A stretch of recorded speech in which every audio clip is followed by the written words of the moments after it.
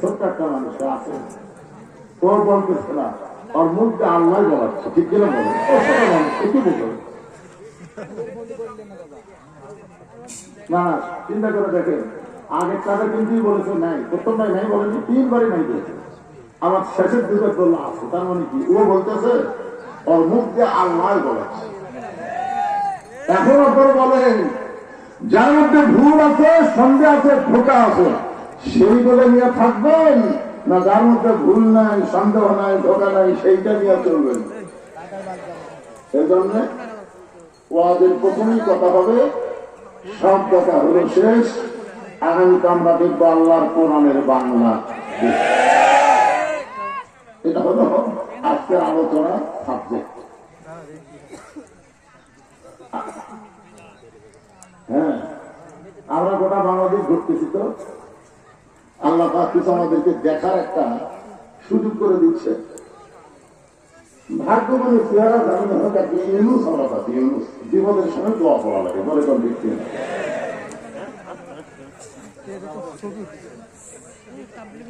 ইউনুস নবীরে খাইল মাছে দিল্লা, ফেরেশতা পাঠাইলেন আল্লাহ ইসমে আজম দিয়া, দমে দমে সে হরদম পড়ছে ইসমে আজম, মাছেরই উদর হইতে বাঁচাইলা প্রাণ। সবাই বলেন আল্লাহ আল্লাহ, তুমি জানি জানালো, শেষ করা তো যাই না গে তোমার গুণগান।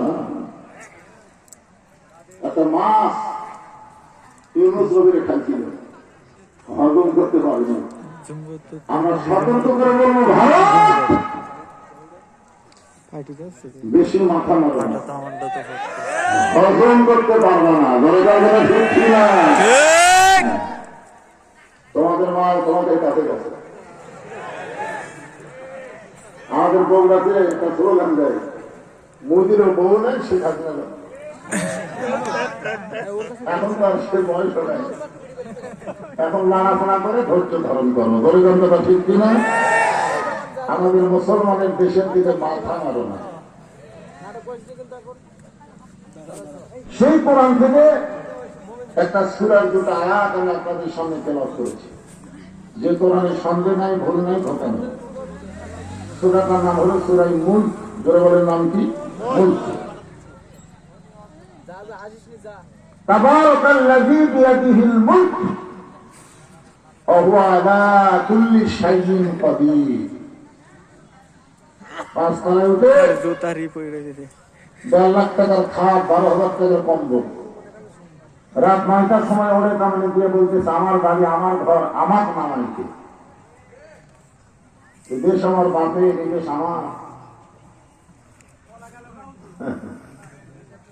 রাত 3টার সময় আমরা একটা ভূমিকম্প দিচ্ছে, খালি এরকম একটা ভিডিও হয়ে উঠছে, ওই এত ফোর্সে নামছে যে কম্বলের মধ্যে লঙ্গি খুলে আছে, ওরাও পড়ার সময় না। ঠিক ফেরেশতা বলতেছে আল্লাহ নামাইলা নামাইলা, তাই বলে ম্যামটা ধরে নামাইলা। আমাদের বললাতে একটা মেম্বার থেকে শুরু করে কোন নেতাকে আর খুঁজা পাওয়া যাচ্ছে না, এমন ভাবে বানাইছে মেম্বার চালিত খাওয়া ব্যবস্থা। ধরে বলেন কথা ঠিক করে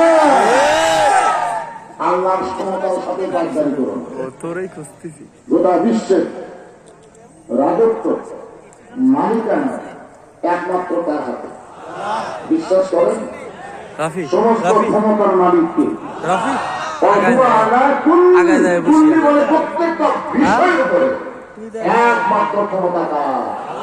আরো চলে জোরসে বলুন লিল্লাহি।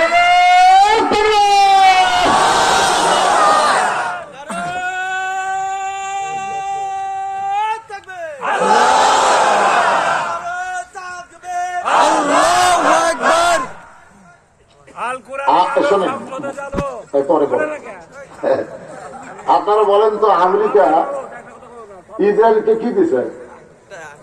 ফিলিস্তিনের বাচ্চাদেরকে মারার জন্য অস্ত্র দিছে। এমন একটা শুটার যে বাচ্চাদের গায়ে লাগবে, শব্দ হবে না, শরীর পুড়ে বাচ্চারা মারা যাবে।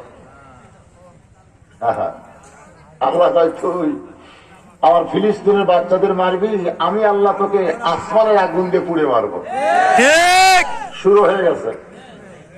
পরশুদিন দেখলাম আমেরিকা ডোনাল্ড ট্রাম্পের পক্ষ থেকে অনুরোধ করা হয়েছে মুসলমান যারা আছে তারা আজান দাও। কেন আজান দাও? খেলাপ করলি আল্লাহ, তোর কি ঈশ্বরের ক্ষমতা কোথায় গেল? মুসলমানদের মারবা, আল্লাহ তোমাদেরকেও সাইজ করবে। ঠিক ভারত বেশি মাথা মাইল না, ভাঙ্গা খান খান হয়ে যাবে। জোরে গান কথা ঠিক কিনা? ঠিক সমস্ত বিষয়ের উপর একমাত্র ক্ষমতাকার আল্লাহর। الذي خلق الموت والحياة ليبلوكم أيكم أحسن عملا وهو العزيز الغفور। আমাদের মৃত্যু এবং হায়াত সৃষ্টি করেছেন কে? আপনার বিশ্বাস করেন? রাত 9:30টার সময় এসে বলতেছে, স্যার রাত 12টায় আপনার ফাঁসি হবে। কয়টায়? তো মুচকি মুচকি হাসতেছে। উকিল বলে, হাসেন কেন? বলে, হাসার কারণ হলো এখনো 2.5 ঘন্টা আছে। আলহামদুলিল্লাহ। আলহামদুলিল্লাহ। উকিল কই মানুষ না পাগলা? যার রাত 12টায় ফাঁসি হবে 9:30টার সময় হাসতেছে। তো বলে, উকিল সময় যখন আছে 2.5 ঘন্টা 2 ঘন্টা ঘুম পারি, 8 ঘন্টা আগে আমাকে ঘুম থেকে ডাক দিও যদি চেতন না পাই। উকিল কয়, ফাঁসির চিন্তায় মাথা নষ্ট হয়ে গেছে। উকিল মন খারাপ করে বের হয়ে গেছে। রাত 11:30টার সময় এসে দেখে আল্লাহর বান্দার নাক দেখে ঘুম পাচ্ছে। উকিল কয়, মানুষ নাকি রে? আর 8 ঘন্টা পর ফাঁসি হবে, নাক দেখা ঘুম পড়ে। পায়ের আঙ্গুলে লড়াইছে, চেতন পাইছে মীর কাসিম আলী। কি ভাই 12টা বেজে গেছে? না স্যার, এখন 8 ঘন্টা আছে। ওযু করে 2 রাকাত নামাজ পড়ে সূরা মুলক আর সূরা মুজাম্মিল তেলাওয়াত করে বলতে, ভাইজান কন্ডম সেলের মধ্যে তার বেশি কাপড় নাই, 4-5টা পাঞ্জাবি আছে, দেখো তার মধ্যে সবচেয়ে ভালো কোনটা।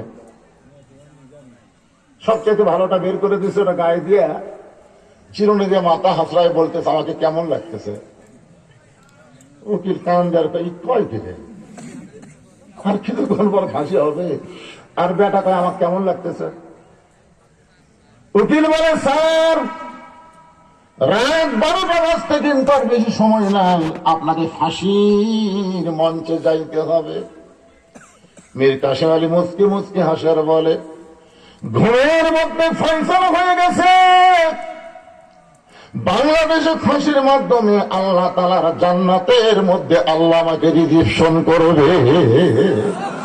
আল্লাযী খালাকাল মাউতা ওয়াল হায়াতা লিয়াবলুয়াকুম আইয়ুকুম আহসানু আমালান ওয়া হুয়াল আজিজুল গফুর। আল্লাহু আকবার। মুসলমান যারা হবে তারা জানে মরা লাগবে। এই জন্য আগে আল্লাহ মৃত্যুর কথা বলেছেন, আল্লাযী খালাকাল মাউতা, এরপরে বলেছেন ওয়াল হায়াতা। বড় বড় বিল্ডিং বানাচ্ছেন আর মনে মনে ভাবতেছেন যাবেন না কি? ভাব তো অন্যরকম। 41 সালের আগে হোক নামাইকে, আর ওই যে মাজা ভাঙ্গা 2 জন ধরে হাত ধরে টেজে তুলে দেয়, আর মাইক সামনে পায়ে বলে, খেলা হবে খেলা হবে। এরে খেলনেওয়ালা কোথায় রে? সব খেলার মালিককে আল্লাহ। আরো বড় বলেন, আল্লাহ। আল্লাহ বলতেছেন, লিয়াবলুয়াকুম, তোমাদেরকে পরীক্ষা করা হবে, আইয়ুকুম আহসানু আমালা। পরীক্ষার সাবজেক্টটা হলো সুন্দর আমল। জোরে বলেন, কি আমল? বর্তমানে আমরা যে আমল করতেছি এই আমলটা নেক আমল হতে পারে, কিন্তু সুন্দর আমল না। বাপ নামাজ পড়ে, বেটা পড়ে না। স্বামী নামাজ পড়ে, বউ পড়ে না।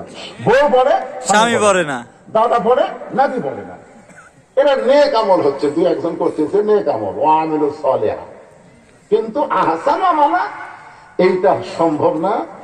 সুন্দর আমল করতে গেলে সুন্দর একটা পরিবেশ লাগবে, সুন্দর একটা পরিবেশ তৈরি করতে গেলে সুন্দর একটা সমাজ লাগবে, সুন্দর একটা সমাজ তৈরি করতে গেলে সুন্দর একটা রাষ্ট্র লাগবে, সুন্দর একটা রাষ্ট্র তৈরি করতে গেলে সুন্দর একটা সংবিধান আল্লাহর কোরআন লাগবে।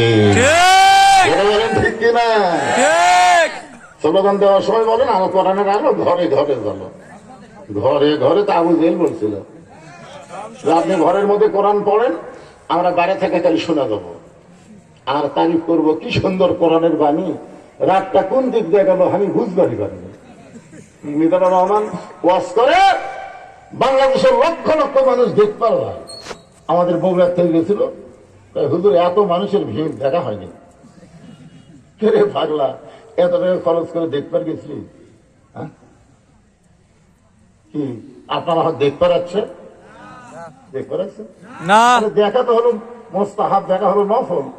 এখানে আসতে হবে শুনে, সামিনা ও তাআনা, শুনতে হবে গ্রহণ করার নিয়ত।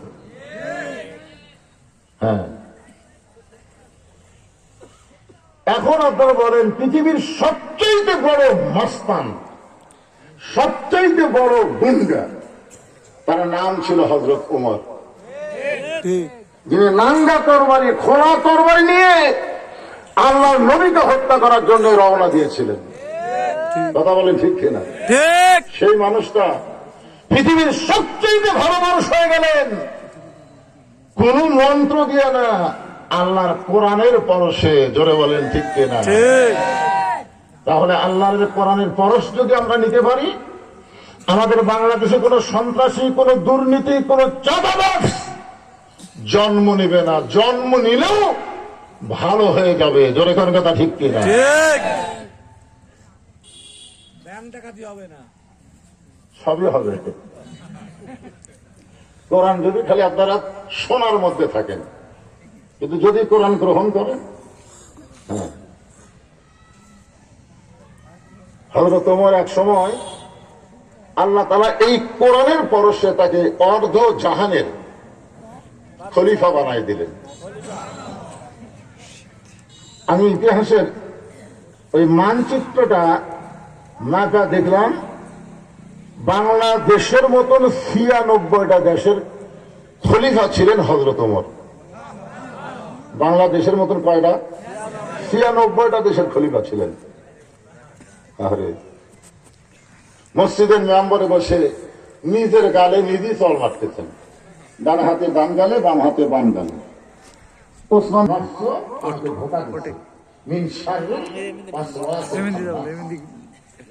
আমার খান্নাস, আমার নফস আমাকে বলতেছে আমি একজন অজ্ঞ। ৭৭টা ওসমান বলতেছে ঠিকই তো বলছে। ওমর ফারুক ওসমান বর্তমানে অর্ধবিধি খলিফা। এইটুকু মুসলমান চিন্তা করতে পারে না। মুসলমানকে চিন্তা করতে হবে অতীতে কি ছিলাম আর ভবিষ্যতে আমার কি হবে। সাধারণ মানুষ তাদের কথা আলাদা, কিন্তু যারা মুসলমান তারা কখনো বর্তমান নিয়ে চিন্তা করতে পারে না। হাজিয়া মনে করছিল কি হুনু দিয়ে তোর ভবিষ্যতের খবর একবারে চিন্তা করেনি বলে আজকে এই পরিণতি হয়েছে।